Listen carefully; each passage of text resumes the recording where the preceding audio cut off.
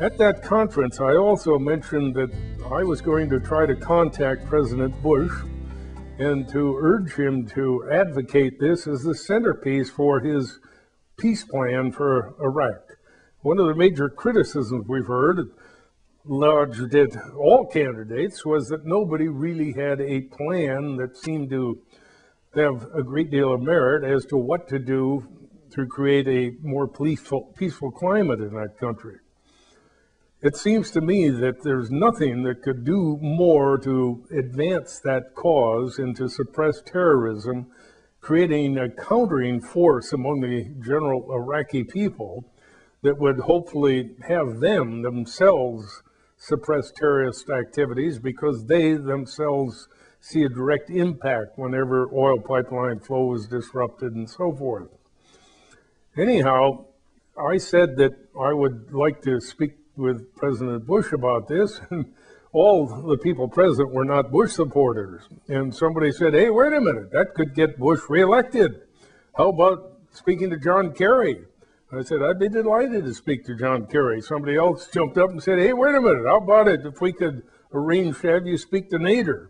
I said, I'd love to have them all vying with one another to promote what I think, wherever I discuss it, it would be a very popular and appealing objective that most Americans and certainly most Iraqis would find very attractive.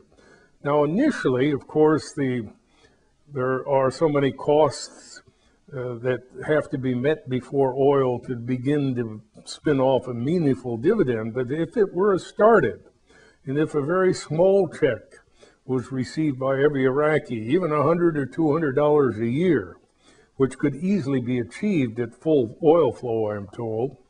The average Iraqi wage, I understand, is something like $1,000 a year. Well, if they got 10% boost through a dividend initially, and that dividend could grow, I am told, up as much as $500 in the foreseeable future, it seemingly could do an awful lot to create an entirely different attitude among folk who in the past have seen the benefits of their oil go to a select few at the top, a multitude of palaces and all sorts of emoluments that flow to a select few, and the little guy sees nothing at all. We have addressed that here in Alaska in the manner that the public has found exceedingly attractive. We have corrupted our program to some extent because it departed from the original dividend earning stock sharing concept, but nonetheless it has been very effective in constraining the use of those dollars for all sorts of activities that do not collectively benefit the people, but serve one special interest or another. And I am hopeful that someone will pick up on this. I've written the president and sent him a copy of the article that I did relating to what we were discussing back east. And there is currently, I understand, in Barcelona, a conference of the same group of people that met back east last winter, advocating again a dividend program for Iraq, fashioned on the Alaska model. Nobel Prize winning economist Vernon Smith subsequently wrote an article for the Wall Street Journal in which he too advocated a dividend program for Iraq for precisely the reasons I've mentioned. Interestingly enough, he said, however, while you should copy Alaska's example, avoid Alaska's mistakes.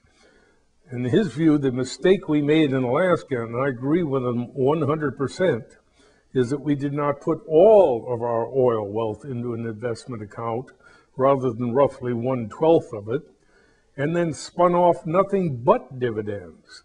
If we had done that, we could fund virtually every government program and do it in a manner that was fair and equitable.